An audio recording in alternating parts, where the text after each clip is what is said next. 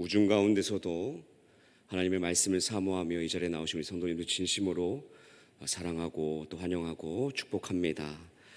우리는 이 세상을 살면서 어느 곳이 되었든 어딘가에 반드시 소속되어 살아갈 수밖에 없는 그러한 존재입니다. 예를 들면 이 대한민국이라는 국가의 국민으로, 우리 대광교회의 성도로, 또 가족의, 각 가정의 가족의 한 일원으로, 직장이나 사업장에서는 직원이나 오너로, 또 학교에서는 학생으로 그렇게 살아간다는 것이지요. 우리는 적어도 이 하나 이상의 그룹에 속해 있고 그 속한 공동체를 통해서 나의 신분과 나의 정체성을 깨닫게 됩니다. 그리고 우리는 그 속한 곳에서 책임을 다하고 그렇게 살아가고 있지요. 가장은 가장으로서, 엄마는 엄마로서, 자녀는 자녀로서 어느 공동체든 그 신분에 맞게 책임감을 갖고 살고 있다는 것입니다. 그런데 만약에 내가 속한 곳에서 충실한 삶을 살지 못한다면 어떻게 될까요? 학생이 학생답게 살지 못하고 또 아버지가 아버지답게 살지 못한다면 문제가 발생하게 되겠죠. 분명 어느 곳에서는 이 상처와 피해가 발생하게 되어 있다는 것입니다. 이것은요, 영적 세계에서도 마찬가지인 줄로 믿습니다. 우리는 누구의 통치를 받는 사람들입니까? 성령 하나님의 통치를 받는 사람들입니다. 따라서 우리가 이 땅 가운데 살아갈 때에 하나님의 자녀답게 살아야 할 그러한 책임이 있다라는 것이지요. 디도서 2장 14절 말씀에 이런 말씀이 있습니다. 그가 우리를 대신하여 자신을 주심은 모든 불법에서 우리를 속량하시고 우리를 깨끗하게 하사 무슨 일을 열심히 하는? 선한 일을 열심히 하는 자기 백성이 되게 하셨다라는 말씀이 디도서에 말씀하고 있습니다. 주님께서 우리를 구원하시면서 주신 사명이 무엇입니까? 선한 일을 열심히 하는 자기 백성으로 살게 하셨다라는 것입니다. 구원을 받은 우리가 그냥 하나님의 자녀로 구원받고 끝나는 것이 아니라 우리의 맡겨진 자리, 즉 삶의 자리 가운데 그것이 어떤 직업이든 간에 맡겨진 일들을 열심히 하며 살아가는 그러한 사명이 우리 가운데 있다라는 것이지요. 그런데 만약에 성령에 속해 있어야 할 우리가 육신에 속하게 된다면 어떻게 될까요? 이것 또한 큰 문제가 발생하게 되어 있습니다. 이것은 오히려 다른 어떤 문제보다 더 심각한 문제로 우리의 영혼을 병들게 만든다라는 것이지요. 지금 이 자리에 서 있는 저도요, 원래는 철저하게 육신에 속해 있던 자였습니다. 지금이야 이렇게 말씀도 전하고 찬양도 하고 이렇게 거룩하게 보일지 모르겠지만 이전 모습은요, 정말 괴수 중에 상괴수였습니다. 정말 저는 이 회심하기 이전에 동시통역과 제가 통역사는 아니고요, 동시통역과 관련된 아주 조그마한 그 사업을 하고 있었는데요, 돈 버는 재미에 빠져서 막 주님은 온데간데 없고 철저하게 그냥 저의 유익만을 위해서 살았던 사람이었습니다. 그때 번 돈 하나도 없고요, 다 탕자처럼 탕진했습니다. 세상의 가치관에 빠져서 삶에 그렇게 매몰되어 살던, 늘 지옥문을 밟고 있던 그런 아슬아슬한 인생을 살았던 사람이 바로 저였습니다. 성령의 일들을 깨닫지 못했기 때문이지요. 철저하게 육신에 빠져서 살았던 사람이기 때문입니다. 오늘 바울 사도는요, 그런 육신에 빠져 사는 사람들에게 이렇게 권면하고 있는 것입니다. 우리가 어디에 속한 사람인지, 그 가운데 어떻게 살아야 하는지 그 길을 안내하고 있는 것입니다. 고린도 교회의 그 성도들의 문제점을 권면하는 동시에 우리에게도, 오늘 이 자리에 있는 우리에게도 참된 신앙의 방향을 제시해 주고 있는 줄로 믿습니다. 사랑하는 성도님들, 오늘 이 말씀을 통해서 나는 과연 어디에 속한 사람인가 한번 점검해 보시면서 지금보다 더욱 성숙한 믿음의 성도가 되시기를 주님의 이름으로 간절히 축원합니다. 오늘 본문을 보면요, 성령의 통치 가운데 있지만 여전히 육신에 속한 그 고린도 교회 성도들의 이야기가 나오고 있습니다. 참 흥미로운 사실이요, 이들 모두 불신자들이 아니라는 거예요. 예수 그리스도를 믿고 예수님을 영접하고 믿음을 가지고 있다고 얘기하는 그런 믿음의 사람들의 이야기입니다. 그런데 왜 저들에게는, 그 고린도 교회 가운데에는 문제가 끊이지 않았을까요? 왜 바울 사도에게 근심이 되고 이 바울 사도에게 이 권면의 편지를 받아야만 했을까요? 먼저 이 고린도 교회의 배경을 살펴보면요, 많은 문제들이 있었지만 그 가운데 저들에게는 아주 교만함이 있었습니다. 엘리트 의식이 아주 팽배했어요. 가장 고상한, 가장 발달될 지혜를 숭상하는 아주 발전된 고상한 그런 진리를 얻고자 하는 이러한 교만함이 저들 가운데 있었다라는 것입니다. 마치 이 시대에 부정적으로 소개되는 뉴요커, 여러분들 뉴요커 아십니까? 뉴요커와 비슷한 모습입니다. 한 기사에 실린 내용인데요, 뉴요커에 대한 아주 흥미로운 사실인데 제가 한번 소개해 드리려고 합니다. 뉴요커는 자부심이 대단해서 이 자기네만의 진정한 지성과 강함을 갖추고 있으며 또 다른 지역 출신은 촌뜨기라고 생각한다라는 거예요.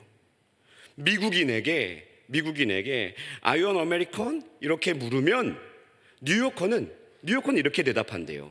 No, I'm a 뉴요커. 이렇게 응답할 정도라고 합니다. 이러한 맥락에서는 이 고린도 교회의 성도들도 뉴요커처럼 마치 고린도커라고 이렇게 불려도 전혀 어색함이 없을 것 같습니다. 그래서 고린도 교인들은요, 스스로 이렇게 생각했던 거예요. 야 얘들아, 우리가 이해하는 복음은 좀 더 심오하지 않니? 야, 우린 이런 것도 깨달았어. 야, 내 신앙의 실력이 이 정도다. 이렇게 이해되고 있었던 것입니다. 그래서 그 지도자들에게 이런 요청을 한 거예요. 자신들에게 사도들, 스승님들, 우리에게 조금 더 참신한 복음의 이야기를 들려줄 수 없으세요? 조금 더 신선한 이야기를 해주시면 안 되겠어요? 이러한 지혜를 가르쳐 달라는 기대가 이 지도자들을 향해서 있었던 것입니다. 바울 사도는 그런 고린도 교회 성도들을 어떻게 생각했을까요? 그래 알겠어 우쭈쭈 막 이렇게 다 저들의 요구를 들어줬을까요? 아니요. 그것이 오늘 1절 말씀입니다. 함께 읽어보겠습니다. 시작. 형제들아, 내가 신령한 자들을 대함과 같이 너희에게 말할 수 없어서 육신에 속한 자, 곧 그리스도 안에서 어린아이들을 대함과 같이 하노라. 아멘. 형제들아, 내가 너희들을 신령한 자를 대하는 것과 같이 대할 수 없다. 그래서 어떻게 대한다고 합니까? 바울 사도는 저들의 그 왜곡된 그 교만한 시선을 바라보면서 육신에 속한 자로 곧 그리스도 안에서 어린아이들을 대함과 같이 너희들 대할 거야, 이와 같이 말하고 있습니다. 여기서 신령한 자는요, 성령에 속한 자라는 의미입니다. 지금 바울은 성령님께 속한 자와 육신에 속한 자를 구분하고 있고, 이 고린도 교회는 육신에 속한 자이다 라고 이렇게 말하고 있는 것입니다. 또한 육신에 속한 자와 어린아이들을 같은 의미로 사용하고 있음을 보게 됩니다.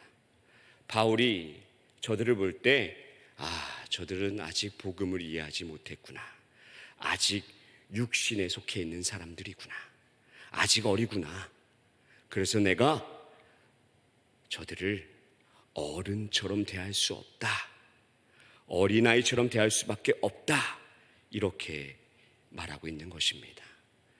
여기서 어린아이라는 뜻은요, 순수한 그 어린아이들의 모습을 이야기하는 것이 아닙니다. 몸은 어른인데 영적 상태는 여전히 어린아이와 같은 미숙한 상태에 있는 것을 의미하고 있는 것입니다. 다시 말하면 믿음 생활은 오래 했지만 전혀 영적으로는 자라지 않고 있다는 것이지요. 본질을 깨닫지 못하고 있다는 것입니다. 이것이 고린도 교회의 가장 큰 문제 중에 하나였던 것입니다. 그래서 바울 사도에게 권면을 피할 수 없었던 이유인 것입니다. 그래서 바울은 육신에 속한 고린도 교회를 어린아이라고 말하고 있는 것이지요. 그래서 2절을 보면 어떻게 나옵니까? 뭐라고 말씀합니까? 저들을 밥으로 안 먹였다, 젖으로 먹였다라는 말씀이 나오고 있습니다. 무슨 말씀일까요? 갓난아이들에게 밥을 먹일 수 있습니까? 어떤 단단한 음식을 먹일 수 있습니까? 제 둘째가요, 이제 100일이 조금 넘었습니다. 근데 이 녀석이요, 아빠 품을 너무 좋아해요. 아빠 품을 상당히 좋아합니다. 엄마가 재우면 잘 안 자요. 아빠가 재우면 잘 잡니다. 엄마 입장에서 너무 효자죠. 그래서 밤이나 새벽이나 제가 이제 분유를 많이 먹이고 이제 재우고 있습니다. 아무튼 이 녀석이 몸무게가 지금 7.3kg 정도 나가는데 첫째 때보다 훨씬 더 잘 먹고 먹성도 훨씬 더 좋아요. 그런데 생각해 보세요. 아무리 몸무게가 많이 나가고 잘 먹는다고 이 아이에게 벌써부터 밥을 줄 수 있습니까? 단단한 음식을 줄 수 있습니까? 갓난 아이에게 어울릴 만한 음식을 줘야죠. 이처럼 젖먹이들에게는 부드럽고 약한 음식들밖에 줄 수 없는 것처럼 고린도 교회 성도들은 믿음이 약하기 때문에 젖과 같이 부드러운 말씀들로 기독교의 진리를 전했다라는 것입니다. 만약 딱딱하게 또 너무 강하게 저들을 대했다가는 받아들이지 못하고 오히려 탈이 날 수 있었기 때문입니다. 결국 그 고린도커라고 으스대며 그 스스로 높게 여기던 고린도 교회는 바울에게는 아직 진짜 복음의 맛도 모르는 그저 젖을 먹고 있는 어린 아이와 같다라는 것입니다. 사랑하는 성도님들, 잠시 여기서요, 우리의 신앙을 한번 점검해 보면 좋겠습니다. 여전히 어린아이와 같은 신앙에 멈춰 있지는 않은지 한번 돌아보기를 원합니다. 우리의 삶이 여전히 이 세상적인 가치관을 따라 살고 있지는 않은지, 내 욕망에 따라 살고 있지는 않은지 한번 돌아보기를 원합니다. 하나님 앞에, 말씀 앞에 겸손하게 서 있지 못하고 내 신앙 실력을 자랑하는 고린도커처럼 그러한 모습은 우리 가운데 없는지 한번 점검했으면 좋겠습니다. 만약 아직 내가 유괴에 속한 삶이라면 저와 성도님들은 이제 속히 돌이켜야 될 줄로 믿습니다. 하나님 앞에 말씀 앞에 겸손히 순종하는 사람, 이제 내가 하고 싶은 것, 내가 원하는 것보다 하나님이 내게 무엇을 원하시는지 생각하면서 기꺼이 그 하나님의 뜻에 맞출 수 있는 그러한 사람, 바로 그 사람이 성령에 속한 사람인 줄로 믿습니다. 내가 가진 것, 나된 것을 자랑하는 사람이 아니라 나의 나된 것이 모두 하나님의 은혜인 것을 고백하며 오직 하나님을 자랑하는 그러한 성령의 사람들로, 그렇게 성령에 속한 사람으로 변화되기를 간절히 소망합니다. 내가 그리스도와 십자가에 못 박혔나니 그런즉 이제 내가 사는 것이 아니요 오직 내 안에 그리스도께서 사신 것이라, 이렇게 고백하시는 믿음으로 날마다 주와 동행하시는 우리 믿음의 성도님들 되시기를 주님의 이름으로 축원합니다. 이 어린아이와 같은 고린도 교회는요, 사실 더 심각한 문제가 있었습니다. 3절과 4절을 보니까 고린도 교회 가운데 지금 어떤 문제가 있는 거예요? 시기와 분쟁이 있었다라는 것입니다. 그렇다면 무엇 때문에, 도대체 어떤 이유로 이러한 시기와 분쟁이 있었을까요? 바로 사람을 따라 행했기 때문입니다. 고린도 교인들은 자신들의 취향에 맞춰서, 자신들의 취향을 따라서 바울을 혹은 아볼로를 자기들의 영적인 지도자로 따랐기 때문입니다. 아볼로가 성경에 능통하지, 아볼로가 언변에 뛰어나잖아, 바울은 말을 잘 못하잖아, 난 아볼로를 따를 거야. 무슨 소리야, 지금 이방인의 사도로 부름받은 바울을 무시하는 거야? 우리가 바울이 우리 교회를 개척했는데 우리가 바울을 배신할 수 없잖아, 의리를 지켜야지. 이렇게 그들은 서로 파가 나뉘어서 자기들과 함께하지 않는 사람들을 비난하고 시기하고 질투한 것입니다. 이것이 대표적인 어린아이의 특징이지요. 어린아이들의 특징이 무엇입니까? 다툼이 많아요. 장난감 하나 가지고도요, 아주 장난감 말고 아주 요만한 작은 스티커 하나 가지고도 막 서로 난리가 납니다. 서로 싸우고 양보할 줄 몰라요. 자기밖에 모르는 것이 바로 어린 아이들의 특징입니다. 사랑하는 성도님들, 이 시대에 얼마나 많은 교회들이 분쟁으로 갈라지고 또 믿음에서 떠나고 그렇게 시험 당하고 있습니까? 정말 말도 안 되는 일이요, 주변 교회들 가운데서 많이 벌어지고 있다는 거예요. 그러한 면에서 우리 대광교회 얼마나 건강합니까? 이 40년이라는 시간 동안 물론 크고 작은 문제들도 있었지만 하나님께서 얼마나 우리 가운데 축복을 주셨습니까? 얼마나 이 대광교회를 건강하게 세워주셨습니까? 계속해서 주님 오실 때까지 이 귀한 사명 감당하며 조국교회의 건강한 교회로 롤모델이 되는 그러한 우리 대광교회 되기를 주님의 이름으로 축원합니다. 그러한 교회를 함께 세워가시는 우리 성도님들 한 분 한 분 되시기를 주님의 이름으로 축원드립니다. 결국 분쟁이 있는 그 교회의 모습을 살펴보면 개인의 욕망 때문에, 완고하고 관용 없는 모습 때문에 그러한 결과를 초래하고 만다라는 것입니다.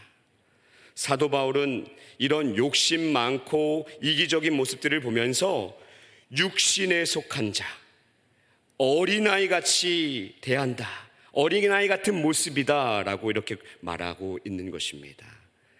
이러한 일은요, 비단 조국 교회만의, 어떤 교회만의 문제는 아닐 것입니다. 우리 개인의, 우리 성도의 삶 속에서도, 심지어 우리 성도 안에서도 이러한 일들이 일어나고 있지요. 성도님들, 또 어린아이들의 특징을 한번 좀 더 생각해 봅시다. 어린아이의 특징 또 뭐가 있을까요?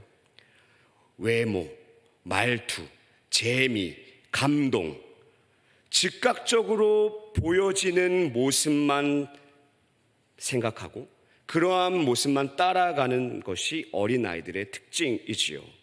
보이지 않는 부분을 보는 것이 아니라 보여지는 부분만을 가지고 판단하는 것이 바로 어린아이들의 특징이라는 것입니다. 잠시 또 우리의 모습과 이 시대의 교회의 모습을 한번 좀 살펴봤으면 좋겠는데요.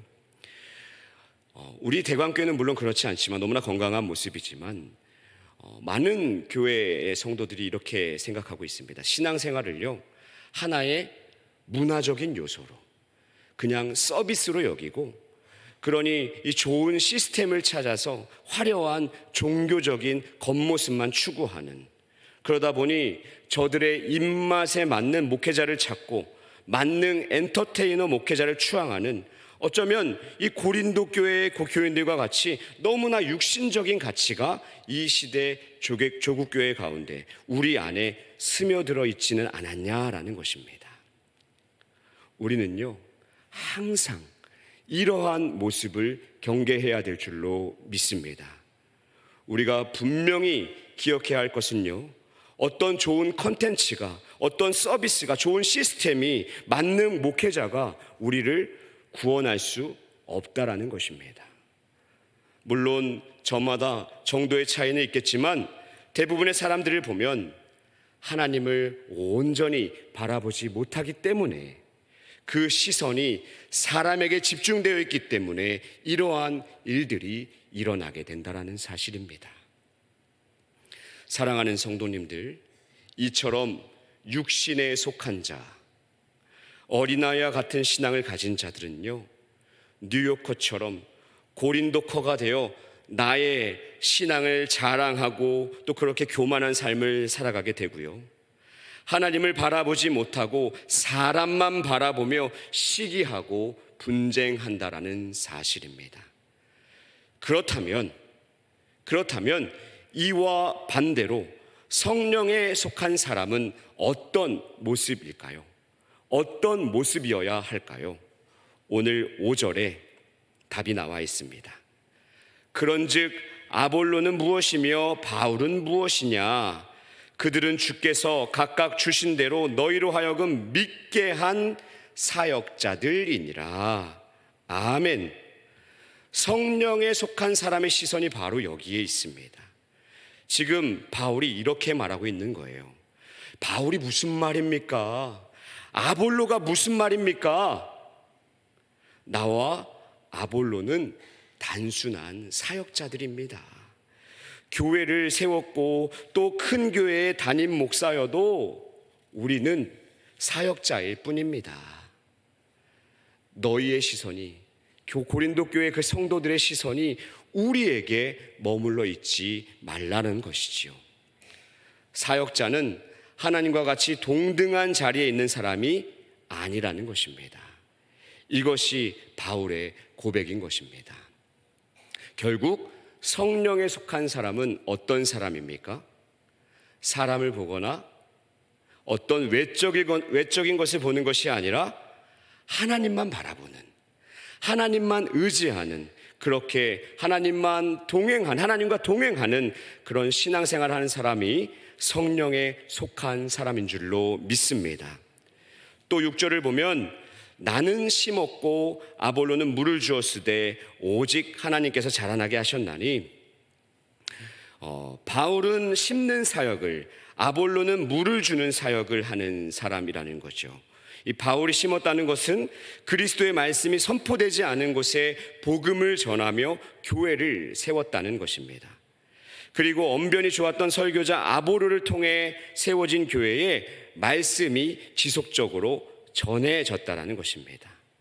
이렇게 바울과 아볼로 둘 다 하나님께서 주신 은사대로 하나님의 일을 하는 사람들이었습니다. 이 가운데 바울이 고백하고 있는 것이 무엇입니까?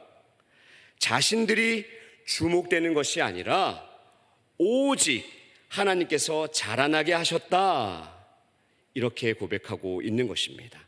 이어서 7절에 그런즉 심는 이나 물 주는 이는 아무것도 아니로되 오직 자라게 하신 이는 하나님뿐이니라.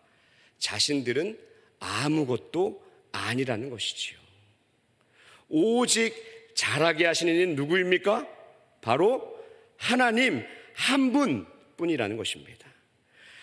예, 그렇습니다. 이 모든 것, 자라게 하신 것, 열매 맺게 하신 것 하나님께서 하셨습니다. 우리는 그저 무익한 종입니다. 이러한 고백이 바로 성령에 속한 사람들의 고백인 줄로 믿습니다.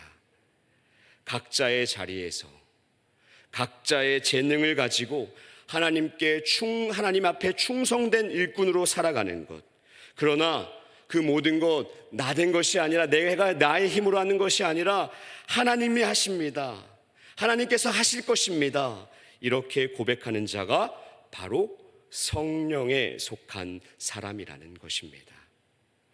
오직 하나님의 일하심을 전적으로 신뢰하는 사람, 자신의 위치를 온전히 깨닫고 그 맡겨진 일에 충성을 다하는 사람이 성령에 속한 사람인 줄로 믿습니다. 사랑하는 성도님들, 오늘 본문 말씀 가운데 우리가 깨닫기 원하는 것은요, 우리는 과연 성령에 속한 사람인가? 성령에 속한 사람답게 그러한 삶을 살고 있는가라는 것입니다. 성령에 속한 성도는요, 결코 사람에 의해서 신앙생활이 좌지우지되지 않습니다. 어떠한 외적인 일로 일희일비하지 않습니다. 모든 것 하나님께서 하십니다. 하나님의 은혜만을 구하며 하나님을 높이는 그러한 삶이라는 것입니다. 우리는 이렇게 성숙한 성령에 속한 신앙인이 되어야 할 줄로 믿습니다. 이제 마지막으로 9절을 보면서 우리에게 적용하며 말씀을 마치겠습니다. 우리는 하나님의 동역자들이요, 너희는 하나님의 밭이요, 하나님의 집이요 라고 말하고 있습니다. 이 시대, 이 땅 가운데 누가 하나님의 집이고 누가 하나님의 밭일까요? 바로 여기 계신 성도님들과 제가, 우리 모두가 하나님의 밭이고 하나님의 집인 줄로 믿습니다. 하나님이 거하실 집, 그 집을 지어가기 위해서 저와 우리 성도님들이 부름받았다라는 사실을 꼭 기억했으면 좋겠습니다. 그러므로 이제 육신에 속한 자 같은 그런 어린아이 같은 모습은 우리 가운데 사라지고 늘 신령한 자로, 늘 성령 안에 거하시는 믿음의 우리 대광교회가 되기를, 우리 그러한 성도님들 한 분 한 분 되시기를 주님의 이름으로 부탁드립니다. 기도하겠습니다.